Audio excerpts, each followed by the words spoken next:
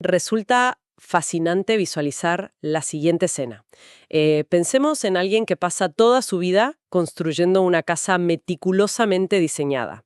O sea, cada ladrillo, cada color de pared, cada ventana, Claro, todo elegido al milímetro, digamos. tal cual. Todo elegido con un solo propósito en mente. Que el resto de las personas pase por enfrente y diga, wow, qué casa tan perfecta, qué vida tan ejemplar.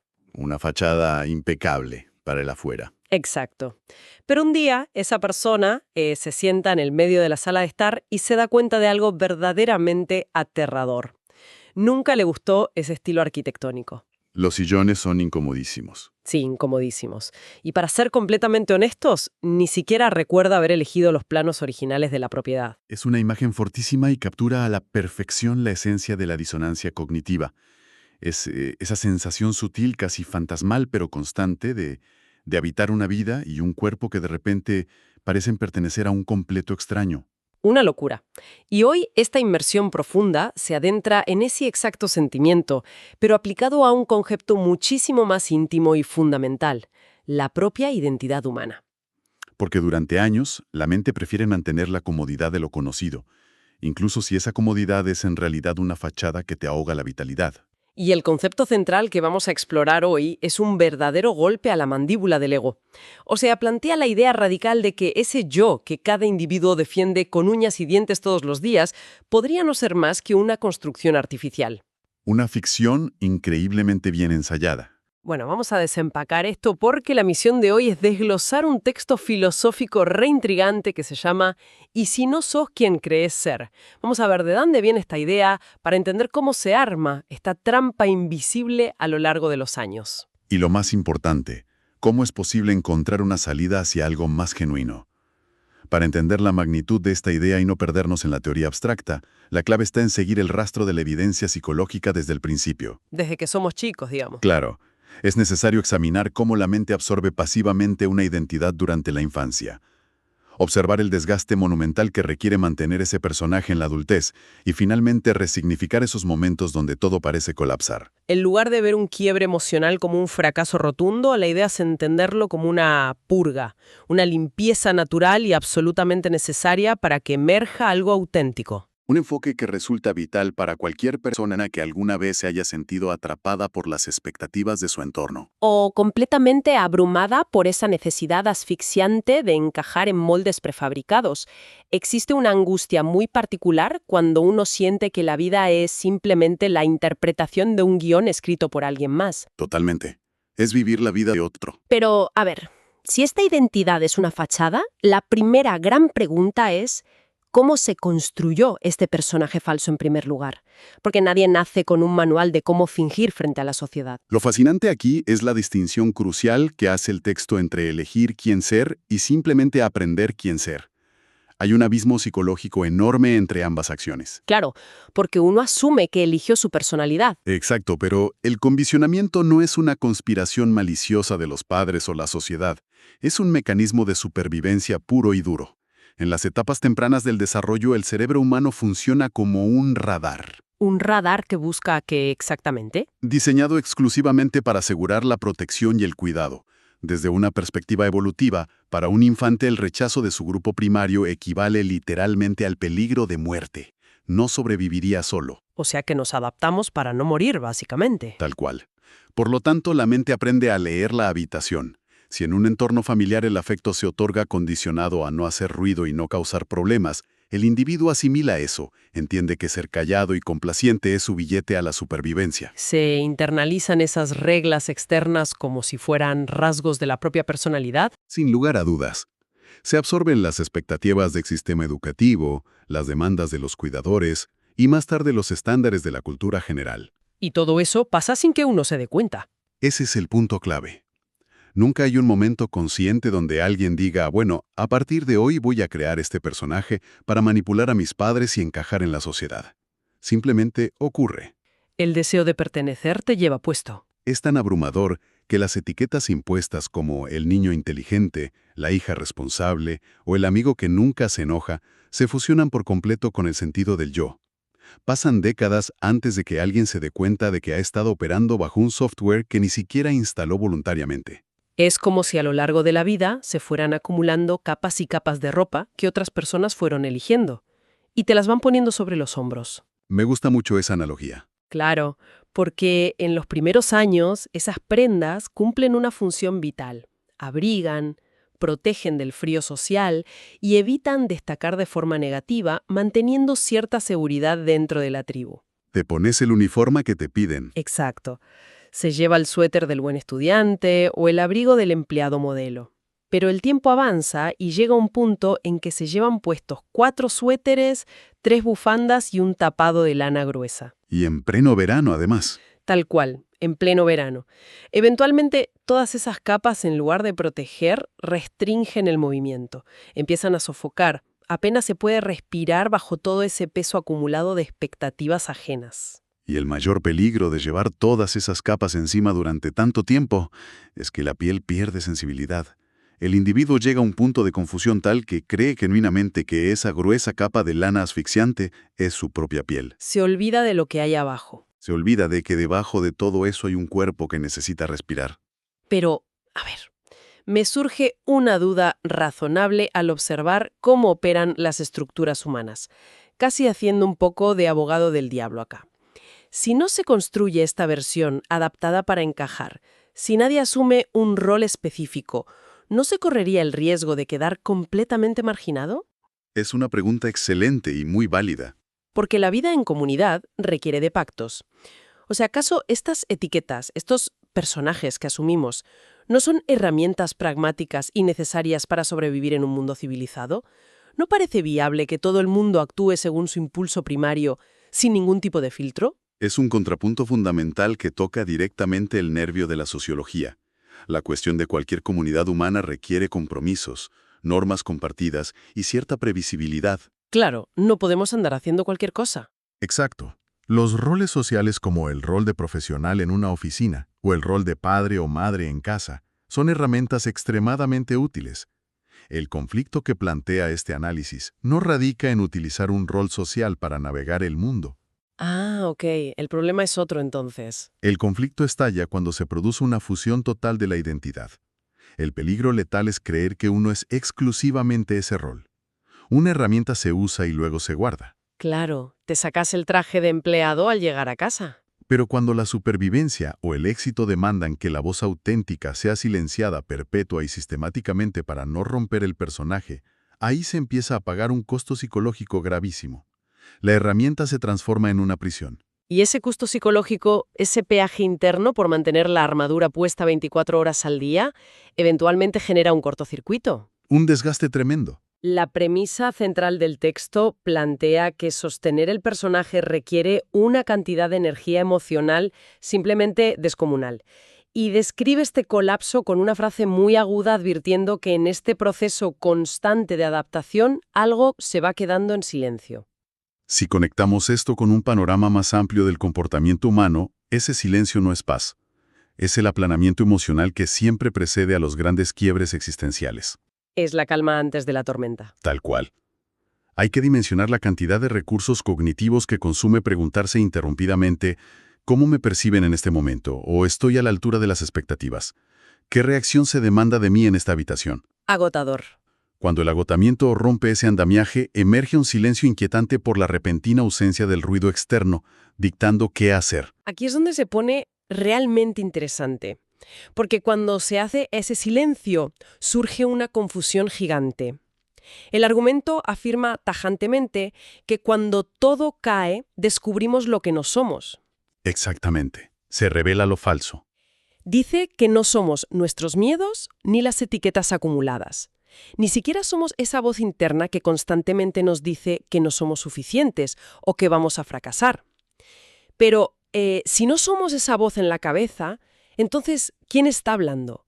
Porque esa voz autocrítica se siente increíblemente propia y brutalmente honesta. Esa es la gran ilusión óptica de la mente humana. Existe una tendencia a creer que el cinismo y la autocrítica representan la versión más realista del ser humano. Como si ser pesimista fuera ser objetivo. Claro, pero esa voz limitante no es la identidad genuina. Es un eco. Es el eco acústico de años de condicionamiento. Es la grabadora reproduciendo fielmente la cinta de las exigencias del entorno. Repitiendo lo que nos decían de chicos. Exacto. Repitiendo las frases de figuras de autoridad del pasado o las cicatrices de rechazos antiguos. Esa voz es el yo prefabricado operando como un mecanismo de defensa para mantener el status quo. O sea, nos asusta para que no cambiemos. Utiliza el miedo y la duda para evitar que el individuo salga de la zona designada. Porque salir de ahí significa enfrentar lo desconocido. Lograr separar el sentido de identidad de esa emisora de radio mental que transmite ansiedades 24 horas al día. Es el paso más monumental en el proceso de autodescubrimiento. Y cuando se deja de alimentar a ese personaje, cuando se decide apagar esa grabadora mental, la estructura entera colapsa. Y el instinto primario frente a ese colapso es el pánico absoluto. Un pánico visceral. Para la gran mayoría, perder esos puntos de referencia se siente como un derrumbe total de la vida. Sin embargo, la idea central del texto propone un cambio de perspectiva radical. Sugiere que todo ese dolor y desorientación no representan una crisis, sino un proceso de limpieza. Una distinción re importante. Es el instante exacto en que lo que ya no sirve empieza a caerse. Para entender cómo opera esta limpieza en la mente humana, resulta muy útil pensarlo como la remodelación integral de una propiedad histórica. Volvemos a la casa. Volvemos a la casa, sí. Imaginemos una casa antigua con una fachada deslumbrante, pero con cimientos podridos y cañerías oxidadas a punto de estallar. Para llegar a una base sólida que realmente pueda sostener la estructura a largo plazo, primero es obligatorio entrar con mazos. Romper todo. Derribar paredes completas carcomidas por la humedad. Arrancar de raíz los pisos arruinados. Si un observador ajeno pasa por la calle y mira a través de la ventana, solo verá escombros, nubes de polvo y caos. Claro, el caos absoluto a simple vista.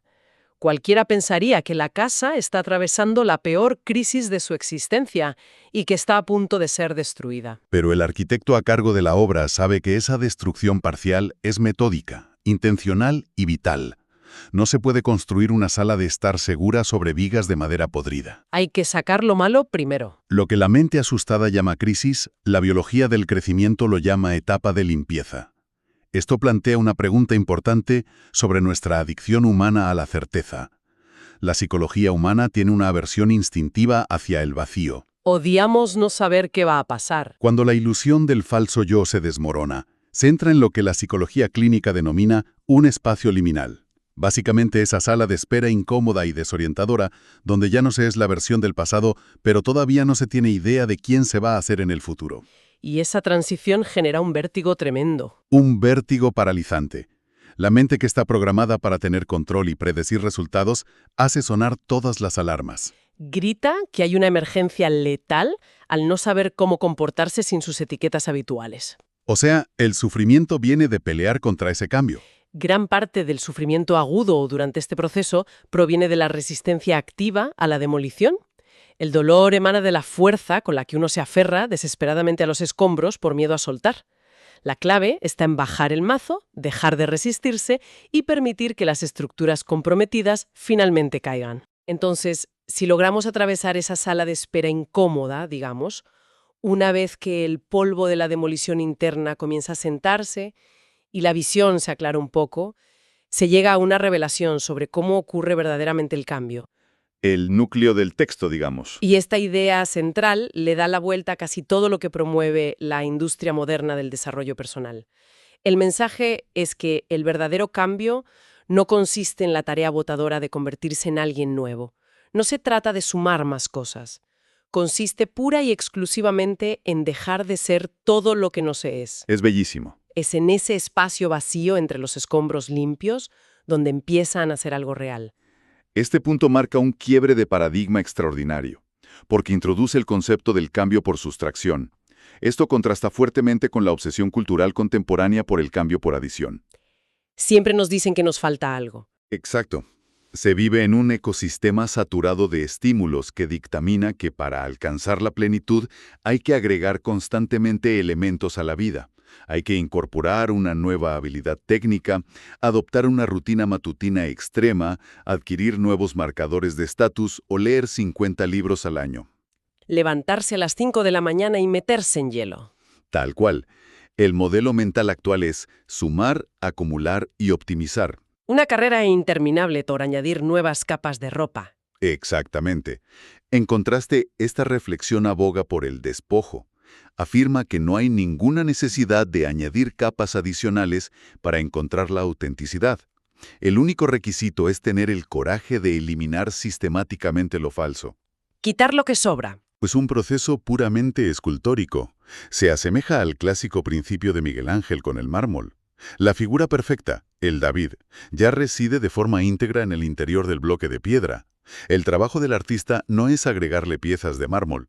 El trabajo consiste únicamente en quitar con mucha paciencia y precisión todo el material excedente que no es la estatua. Entonces, ¿qué significa todo esto a nivel práctico y emocional? Desde una lectura directa, esta perspectiva proporciona un nivel de alivio psicológico inmenso. O sea, tiene el poder de desmitificar esa terrorífica sensación de estar perdido, de ir a la deriva sin rumbo fijo. Un peso tremendo que se levanta. Es una angustia existencial que pesa muchísimo en la actualidad. El no saber el propósito, el sentir que se ha tomado un camino equivocado. Pero al cambiar la perspectiva, al reemplazar el diagnóstico de estar irremediablemente perdido por un diagnóstico de tener un exceso de identificación con etiquetas que ya no sirven, la carga emocional se desvanece de inmediato. La narrativa cambia por completo. La imagen mental se transforma. No se trata de estar caminando a ciegas en un bosque oscuro rodeado de monstruos.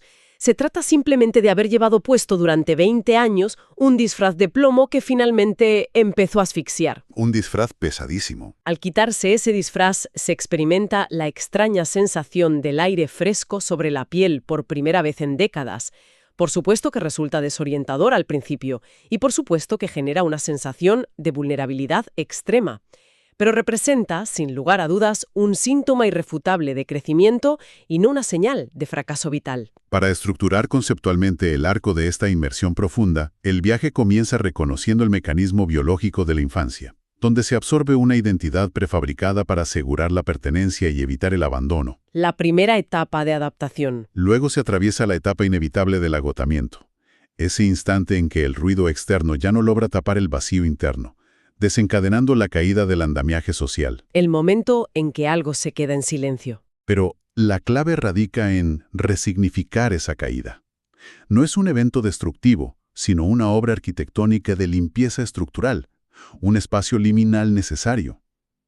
Y la conclusión es profundamente liberadora. El autodescubrimiento no es un ejercicio extenuante de ir sumando nuevas máscaras de moda. No es sumar más suéteres. Es el acto continuo y valiente de despojarse de la armadura antigua y aprender a habitar con tranquilidad el espacio vacío que queda. Es, desde todo punto de vista, una travesía monumental que ocurre enteramente de adentro hacia afuera, sin moverse del lugar.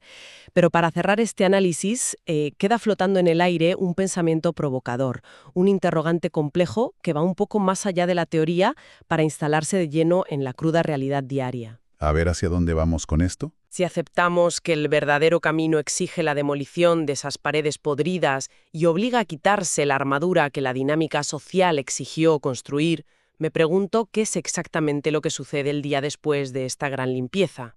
El día después, claro, el regreso al mundo. Pensemos en la puesta en práctica absoluta. Este nuevo ser, esta esencia ya desprovista de todas sus etiquetas complacientes, inevitablemente tendrá que abrir la puerta de su casa y salir a interactuar con los mismos grupos de amigos, las mismas dinámicas familiares y los mismos sistemas laborales que fueron los arquitectos originales de su versión falsa. Es el choque con la realidad. Entonces la gran prueba de fuego es, ¿tendrá el mundo exterior la madurez emocional para aceptar e integrar a la persona real que emergió debajo de los escombros? ¿O acaso el ciclo implacable de la presión social intentará ponerse en marcha una vez más para obligar a reconstruir la misma casa de plástico que acaba de ser demolida? Una presión constante para volver al molde. Es un desafío definitivo sobre la verdadera valentía, la capacidad de mantener intacta la autenticidad cuando se está de pie frente a un mundo que históricamente adora los disfraces. De repente, la mente que se liberó debe aprender a mantenerse firme y resistir las tormentas, basándose únicamente en la fortaleza de sus cimientos reales, sin ninguna pared falsa que la proteja del viento. Sin duda algo para llevarse y reflexionar mucho después de que termine esta conversación.